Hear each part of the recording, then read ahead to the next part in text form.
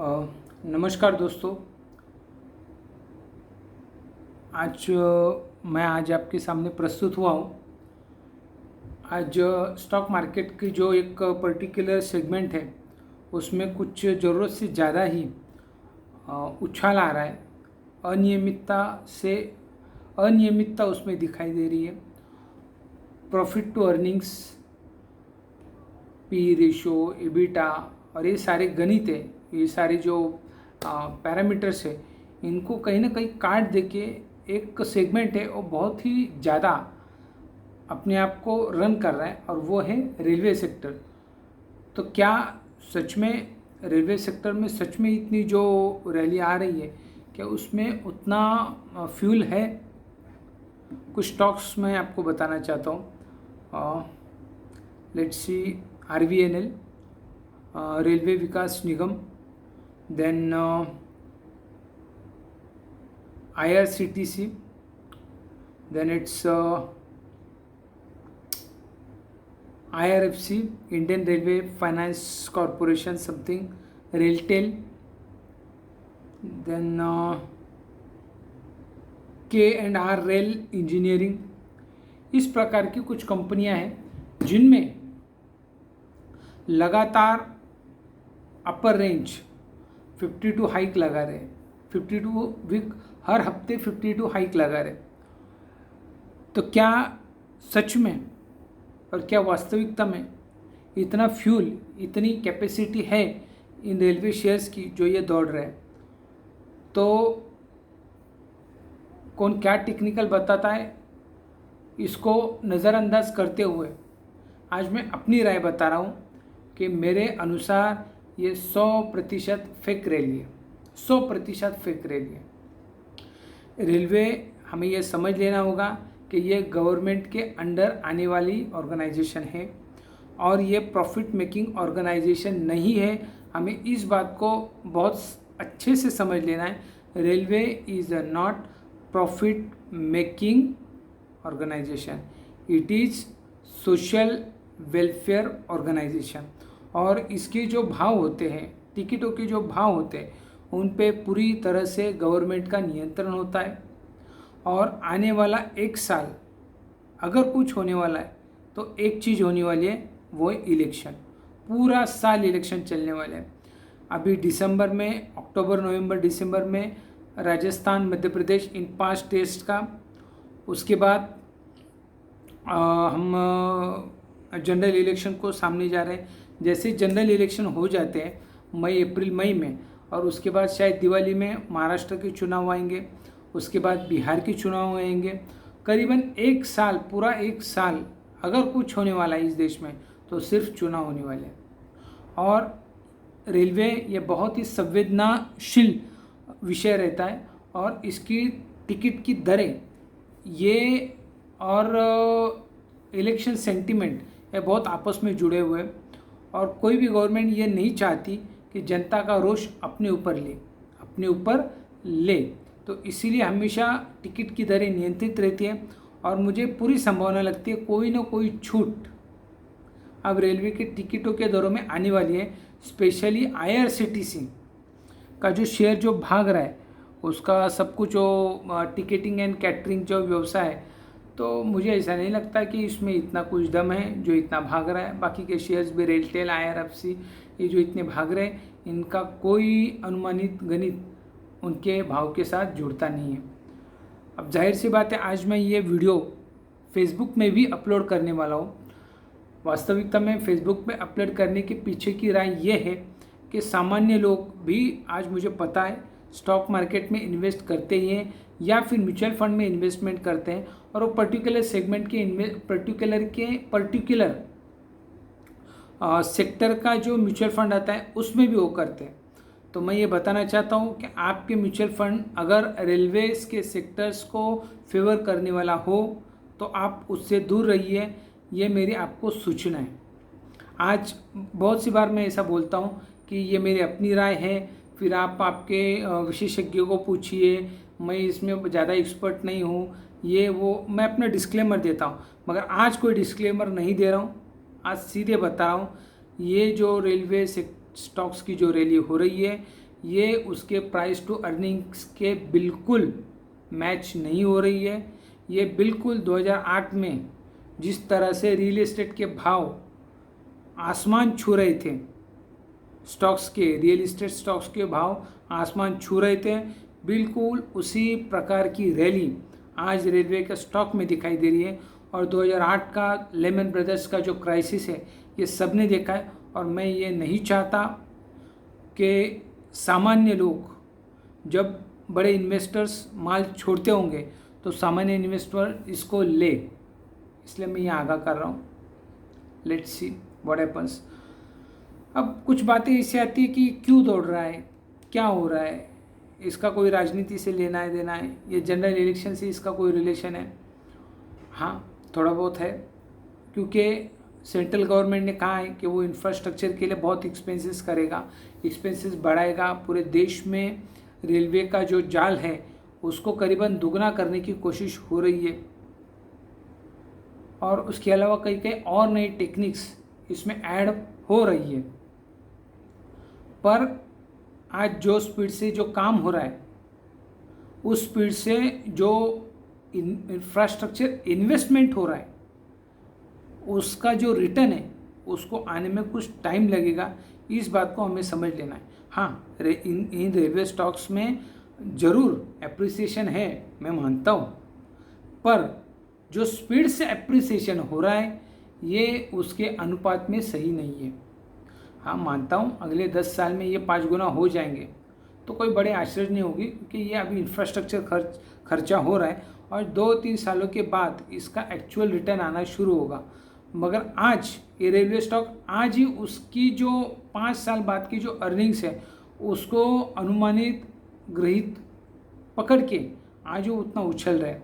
शायद ऐसा हो जाए कि छोटे इन्वेस्टर्स एक टॉप पे वो माल लेंगे और उसके बाद 2-3 साल वो कोई मूवमेंट नहीं देगा।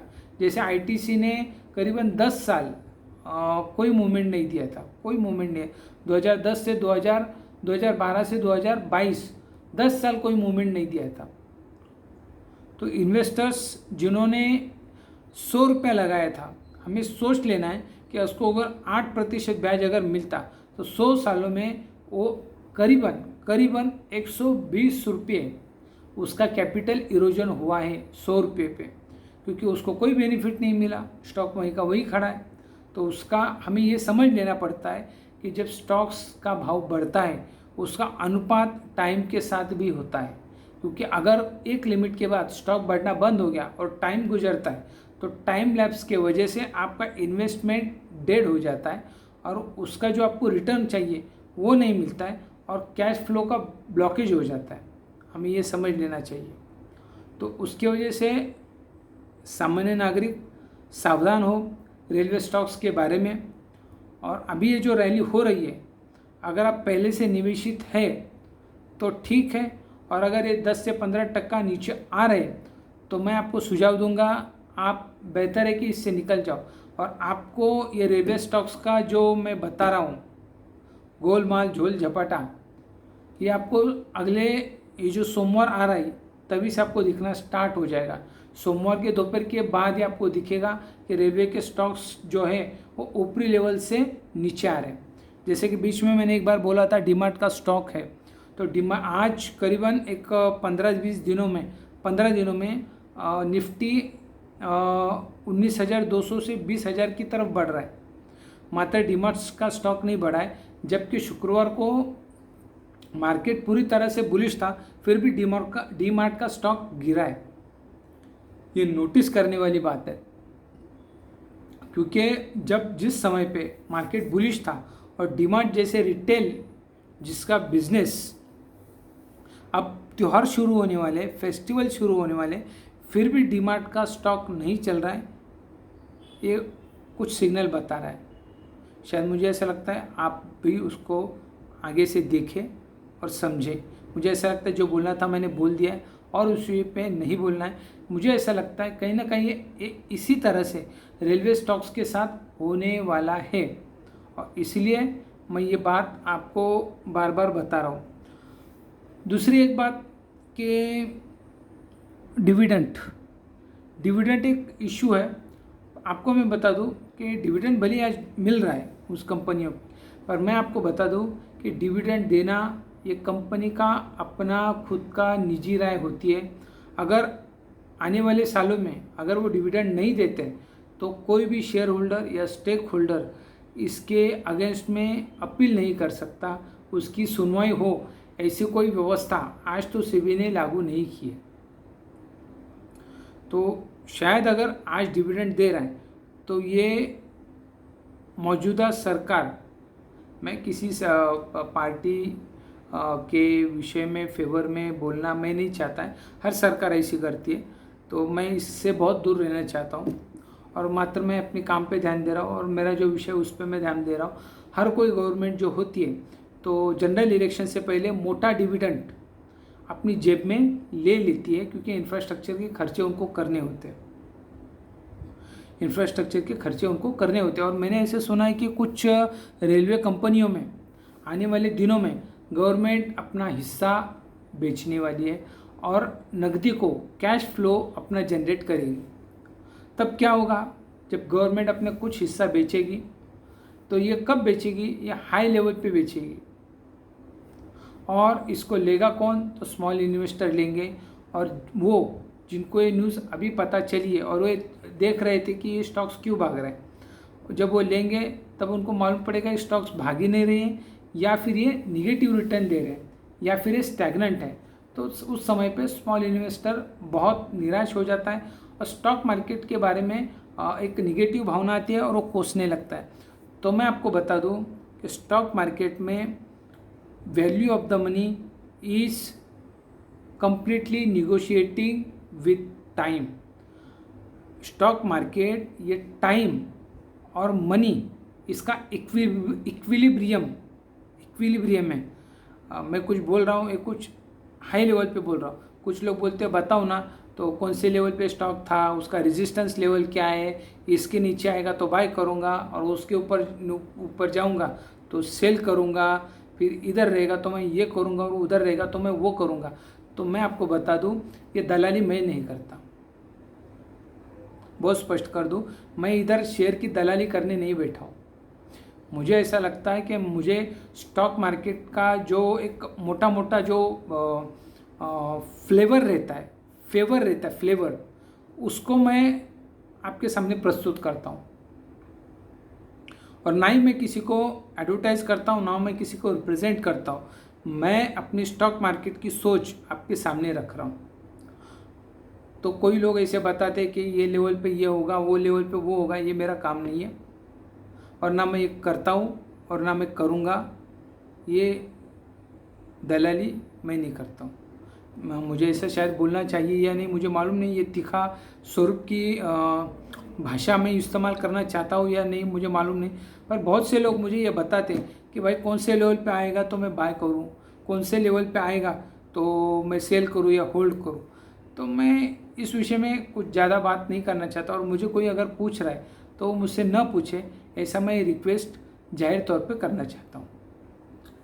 मुद्दे पे आते हैं भाई। मुझे ऐसा लगता है मुद्दे पे आना चाहिए, आर्गुमेंट ज़्यादा नहीं करना चाहिए, समझदार होना चाहिए।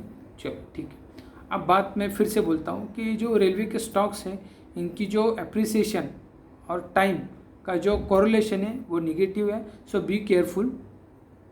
आपने शायद थोड़ा सा डिप में जाता हूँ, थियरी ऑफ रिलेटिविटी था, आइंस्टाइन का था, वो टाइम बेस इक्विलिब्रियम जो था ना, कुछ time is equal to E²2, तो उसका कुछ ना कुछ हिस्सा ऑप्शंस में आता है, उसके बेस पे ऑप्शंस के जो प्रोग्राम है वो सेट हुआ है, तो उसके बेस पे मार्केट चलता है। तो मैं ऐसा सुझाव देता हूँ, वो बहुत डीप वाली चीज़ है, मैं बताने को तो शायद बैठ जाऊँगा, पर कितना समझेगा कितना नहीं समझेगा वो विषय अलग हो जाएगा और वो ऐसा हो जाएगा, ये सब्जेक्ट बहुत बोरिंग हो जाएगा कि वो रिलेटिविटी स्टॉक्स की with time with the function of money value कैसा कोरिलेट करता है, बहुत अलग अलग चीज़ें हैं। ठीक है, उसके बताना शायद मुझे ऐसा लगता है कि ये प्लेटफॉर्म नहीं है, वो अलग विषय है। पर मैं आपको बता दूं कि रिलेटिविटी ऑफ टाइम ये उसके निगेटिव में चली गई है रेलवे स्टॉक्स के, तो आप इससे दूर रहिए। ठीक है। अब आने वाले दिनों में तो मैं और भी कोई ऐसा विषय होगा तो मैं सामने बताऊंगा।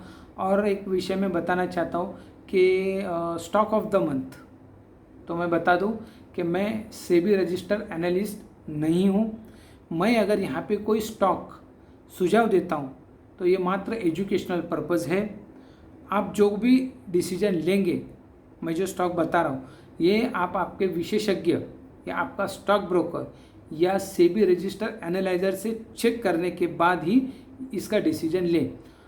रहा अब सवाल मेरा, तो मुझे ऐसा लगता है कि ये महीने का या दिवाली तक का 1 महीने का till the Navratri stock of the month अगर मेरे लिए कोई है तो वो है angel one stock broking firm. क्योंकि गए एक महीने में जो डीमैट खाते खुले हैं, उनका जो ओवरऑल डीमैट खाते थे उसके 10% का उछाल आया है।